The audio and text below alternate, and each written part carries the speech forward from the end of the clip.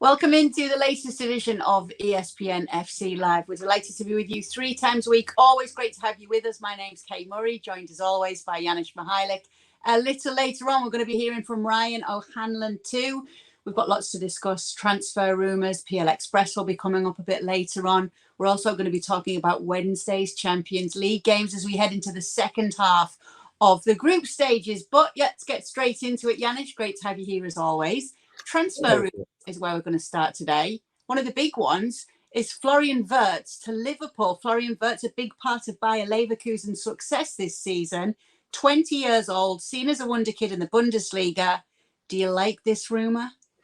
Oh, of course I do. Who wouldn't like him? Obviously, you always need confirmation when you get there, because as we know, as of late, for at least some of the German players, it hasn't been easy. But look, I mean, right profile of a player, right manager, and Jurgen Klopps, even if you're just talking about communication, but obviously attacking minded. The flexibility that Liverpool play with, I think surely would benefit a player like Florian Wirtz, attacking midfielder, but obviously can play on the right, can play on the left, can play a little bit deeper as well. So those interchanging roles that we often see could benefit him. Obviously scores, it's got an eye for a pass and everything. It's just an incredible talent. Had a long injury, we all know that, but he's well past it right now. So I think Liverpool, and especially when you look at that Liverpool midfield, actually, that lacks that little bit of creativity, it's where I think he would feel comfortable. Because that's why I wanted to ask you. I actually went to see what the player himself said, because he's pretty versatile. And on his favourite position, he actually said, I'm an attacking player by nature. I like to have my space, to be creative, to get forward and to play balls forward. I feel very comfortable in the number 10 position, but I also enjoy playing out wide or further forward as an attacker. I feel I can make use of my strengths in these positions. If Jurgen Klopp is interested in this player, what position do you think he wants him for? Look, as I've said, attacking midfield would be ideal, or somewhere in that midfield.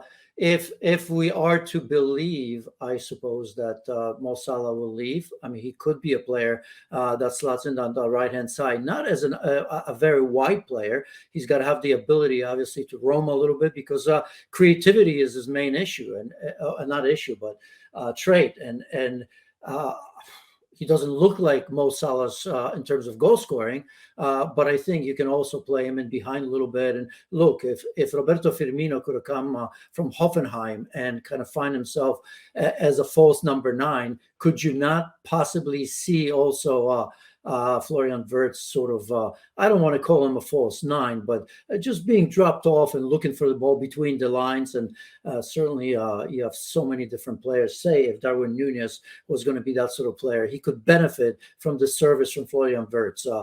Look, great players, you always find a way to play them into your lineup. And I'm going to stop short and call him a great player at the age of 20 just yet, but he's got the potential to be one. Yeah, 6 goals and 9 assists in 15 matches. He's rated at 80 million. Is that fair?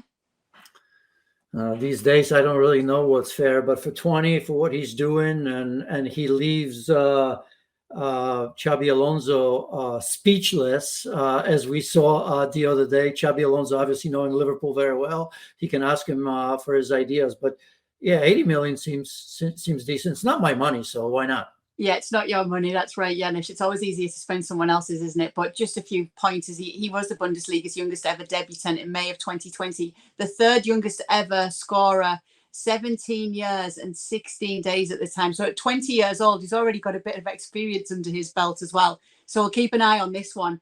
Another big one that's a little bit more controversial right now is Alonso Davies to leave Bayern and to go to Real Madrid. There's no renewal, it seemed, on the cards at Bayern Munich. That contract would expire in 2025. Can you see why this has caused a bit of a stir, Janusz? I could. I like Fonzie. I've seen him. He's not at his best. He's getting back into it. Last season was very much indifferent for him. Maybe a little bit better, I think, but it's not that I'm cold on him, but I wouldn't do it at all costs. I think there are bigger needs at Real Madrid right now, and they are limited to some degree. We always think that Real Madrid is going to get whatever they want and number of players. So I wouldn't do it with him at all costs because there's absolutely no need for it. Let's be honest. I mean, between Ferland Mendy, Frank Garcia, and Camavinga, if you need to play him there, I think there is enough. I think true number 9 is probably a player that they need to go after. And I would imagine if we all think that the rumors are true that Kylian Mbappe is going to come in, look, I mean, his salary alone is going to be big. So I don't know. It doesn't seem to me that Real Madrid has to go absolutely hard for a player like Alonso Davies. Okay, next one is Kalvin Phillips to Spurs, and there are a number of other teams that have been mentioned here as well with Kalvin Phillips. The thing is that Pep Guardiola said he'd love to use him more, but he just can't right now. So obviously hasn't turned out for him the way that he would have hoped at City. What do you make of him moving on, and where do you think a good landing spot for him would be? Would Spurs be a good spot for him? With Spurs, I'm not so sure because we've seen they have injuries at center back and James Maddison, on and on. I mean, obviously that's not a spot that he would play, not a role that he would play like James Maddison. But they're strong there, aren't they? With in the center of the pitch, because the player wants to be at the Euros, obviously. Well, that's what I was leading with that, and it's if he wants to be at Euros. I think if he went to Spurs, he's not guaranteed first team. No questions about that. So I think at this stage, if he feels that he needs to leave, it has to be a place that guarantees him first team. So Spurs, to me, would not be a good spot to go at this particular moment. Did you know that we'd be talking about Gabigol today? Because that's one of the other transfer rumors right now. Look at your face, Janusz. Okay, so Gabriel Barbosa from Flamengo to United in a swap deal for Antony. Antony potentially on his way out in January. Thoughts? I mean, maybe it's just a swap for now, right? I mean, it's not going to be outright sell for one for the other. I mean, they spent a lot of money. He's been disappointing. I think with Antony, obviously a new team, a manager that all of a sudden is under pressure, a team that's under incredible amount of pressure.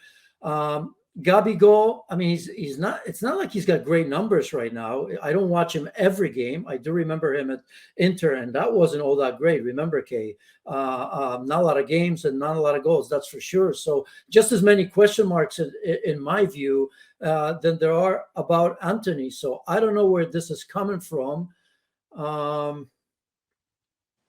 I don't see it. I don't know the benefits of it. It's not like it's a sure thing. And if you're talking about Manchester United, whatever moves they make from now on, it has to be a near sure thing because they need help immediately, not somebody that's going to have to adjust to the league as well.